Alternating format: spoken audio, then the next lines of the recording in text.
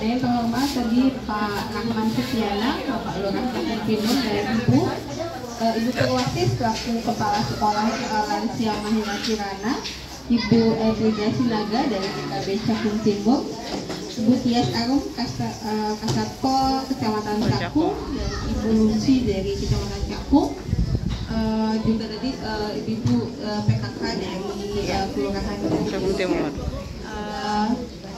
Alhamdulillahirabbil alamin. Saya mengucapkan terima kasih atas undangannya. Namanya tersedak atau keselak, makanannya nggak masuk ke lambung, masuknya ke paru-paru. Kenapa? Karena ada, jadi di atas salurannya satu. Pas bisa itu cuma dipitain sama katup namanya atau lembaran, dia kayak pintu. Yang lebih jelas ya. Jadi tadi tuh, jadi dari sini kan dari hidung, kemudian ini dari mulut. Nah ini nih ada tempat saluran sama-sama kerongkongan ini nih, namanya trakea atau kita nyebutnya kerongkongan. Nah di sini ada pintunya namanya epiglottis. Ini pintunya kecil. Jadi kalau ibu ingin makannya cepet-cepet, ini nggak sempat nutup. Karena kan kalau kita nggak lagi makan dia kebuka nih supaya yang dari hidung dan ada udara dari mulut langsung masuk ke paru-paru nih. Kalau kita lagi kayak gini dia kebuka.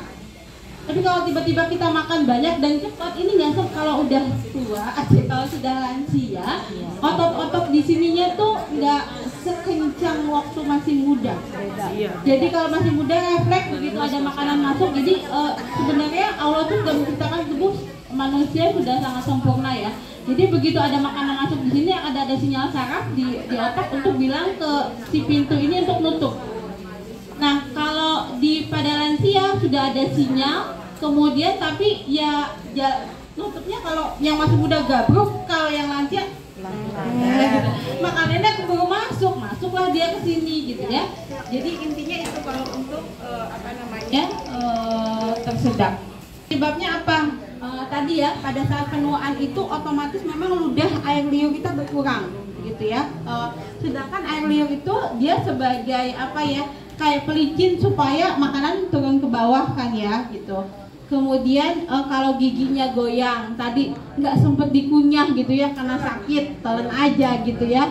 Kemudian tadi pakai gigi palsu misalnya nggak enak. Ada juga kasus yang gigi palsunya ketelan tapi biasanya itu pada saat tidur gitu ya, lepas nggak ngeh kemudian tidur.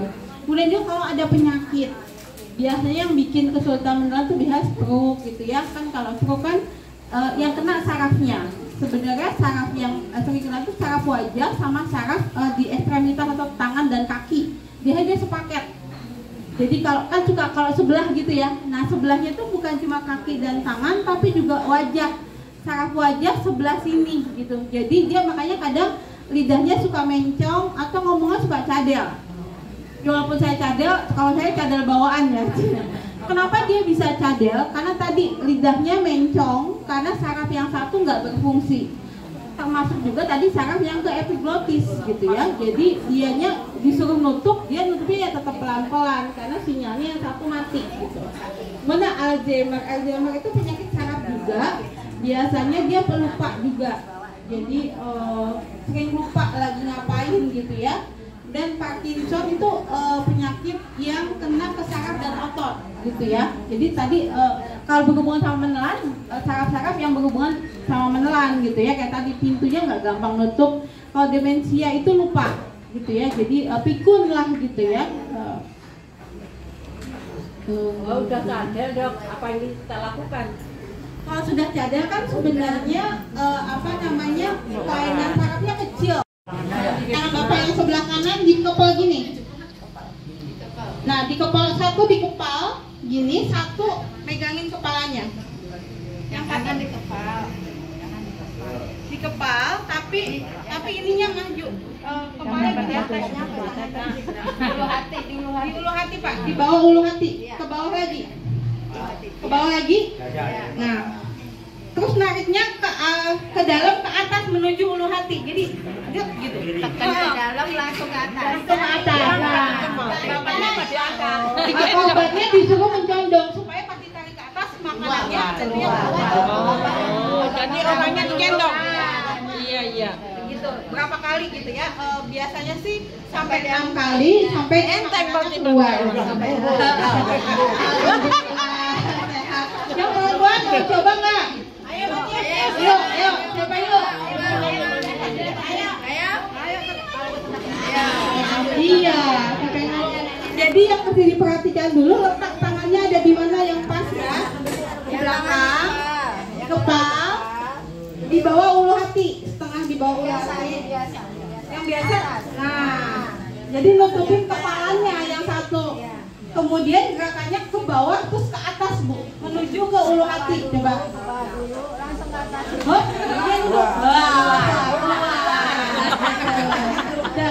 Iya. Bukan digendong. Bukan digendong tadi. Iya. Berat. Itu kan berat. Jadi kalau ada teman kita yang tersedak ya Bu ya. Jadi langsung di belakangnya, kemudian jangan lupa letak tangannya gitu ya. Tangannya ini, yang ini, jadi bukan begini ya, gini. Ke bagian dadanya dia, gini. Bagian dada, kemudian ditutup sama tangan satunya lagi. Tapi di bawah dari ulu hati, nanti nariknya menuju ulu hati. Di atas pusar ya Bu? Iya, di atas pusar, di bawah ulu hati, nariknya ke arah ulu hati. Ini condong, jadi dia keluar. Kalau sendiri bisa ya Bu ya? Cara yang Kalau sendiri dia nggak bisa, dia hanya kalau sendiri Bu, karena kan lagi sibuk. Iya, kaget. Agak susah gitu. Teriak dulu aja. Ya. Jadi posisinya gini, berdiri di belakang, kemudian letak tangannya di sini nih, di antara pusar sama ulu hati, di kepal tangannya yang dalam, yang luar buka.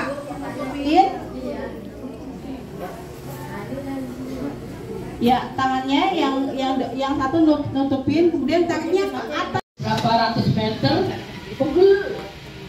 Udah lama. Gak hilang-hilang ini diapain ke dokter, ke rumah sakit, kaki tetap aja nggak bisa hilang. Tapi badan, perut, kepala itu nggak pernah. Puyeng alhamdulillah jarang.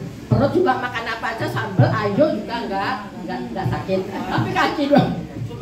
Kemana aja. Sudah periksa kolesterol, asam folat yang sudah diperiksa. Kalau kolesterol asam nggak punya, tapi gula yang punya. Oke, gula. Ya. Memang kalau misalnya pegel, biasanya itu ada masalah di saraf atau peredaran darahnya. Pegel di kaki maupun dimanapun, gitu ya. Kalau kan yang bikin pegel itu karena tubuh itu menghasilkan ada yang namanya CO2. Jadi kalau kita gerak itu pakai oksigen tenaganya, nanti hasilnya CO2. Kalau si CO2-nya itu harusnya dengan kita nafas keluar, diganti sama oksigen yang baru, jadi kayak dicuci darahnya. Tapi kalau misalnya di darahnya kental karena gula, karena kolesterol, karena lemak, itu oksigennya pertukarannya nggak bagus. Jadi yang harusnya dibuang, zat CO2 yang di otot itu dibuang, itu nggak kebuang. Jadi pegelnya masih ada di situ, gitu. Salah satu gulanya terkontrol nggak Bu? Gula itu ada 265. 290 sudah saya beliin Happy Suryang 1 pak itu 490 itu 5 pak 2,5 juta nggak hilang Bu. Karena obatnya gula. bukan itu kan? Kenapa itu gula nggak bisa hilang Bu? Iya, Gula memang Dihabisin dulu baru menang. Nah, jadi kuncinya berarti sekarang turunkan gulanya, kemudian lihat kakinya apakah membaik. sudah saya obati segala macam tetembengnya, episun sudah saya beliin, segala sudah beliin. Karena obatnya bukan episode Bu, itu kan susu ya. Obatnya tuh obat gulanya apa Ibu minum? Obat dari dokter itu Bu, yang Diminum nggak? Metformin itu tak minum setiap hari, Tetap diminum. nggak bisa turun. Kenapa di dok? Banyak faktornya, biasanya kalau nggak bisa turun diganti obatnya. Kalau makan itu saya nggak begitu. Ini dong yang aneh-aneh itu nggak mau masak setiap hari. Kenapa itu? Susah makanya. Yang paling itu tuh pertama minumnya harus teratur. Tapi biasanya sama dokternya kalau udah dikasih misalnya 3 bulan kemudian nggak turun-turun, karena targetnya harusnya kalau diperiksanya puasa ya, gula darahnya di bawah 200. Jadi Ibu kalau masih 265, 290 itu masih jauh dari target. Iya. Jadi itu dulu turunin gitu. rasainnya sakitnya. Kalau nggak duduk kita mau jatuh gitu. Betisnya. Sampai mau jatuh. Iya. harusnya duduk, walaupun di trotoar kita duduk. Tekanan darahnya normal gitu. Normal, Tekanan darahnya 140. 40 normal untuk usia gitu Normal ya. kan? Artinya kan 110. Kalau sama ya masalah sendi, masalah kaki itu pada ini masalahnya adalah apa? Memang gitu ya mengurangi fungsinya proses penuaan. Biasanya yang membantu tadi kalau kebiasaan latihan fisik, kemudian biar tulang-tulangnya tetap kuat itu biasanya minum susu. Walaupun sebenarnya stok untuk menambah kekuatan tulang itu selesai di umur 28 tahun. Jadi setelah 28 sudah nggak akan nambah kalau minum susu. Tapi setidaknya kalaupun ibu minum, yang keluar itu ada gantinya. Jadi nanti kalau misalnya ada sesuatu yang mau ditanyakan bisa ya, kita punya konseling online ya Mbak Niki. Mungkin nanti nomornya bisa dicari kayak tadi ya, pertanyaan ibu saya ada kayak gini mau nanya gitu ya, boleh gitu ya. Nanti ada nomor telepon, biasanya nanti Mbak Niki akan hubungi ke saya gitu yang mana yang mau dijawab gitu ya. Semoga ini sekolahnya tetap berdiri, tetap berlanjut, gitu. Makin banyak lulusannya, kemudian manfaatnya jangan untuk diri sendiri gitu ya. Setelah pulang dari sini disebarin tuh ke keluarga, ke tetangga gitu ya, yang belum ikut diajak supaya ikut gitu ya. Jadi bukan untuk ilmunya jadi bermanfaat buat yang lain gitu ya. Mohon maaf jika ada penyampaian ada yang salah. Saya tuh bilang alhamdulillah, amin. Untuk lagi Wassalamualaikum warahmatullahi wabarakatuh.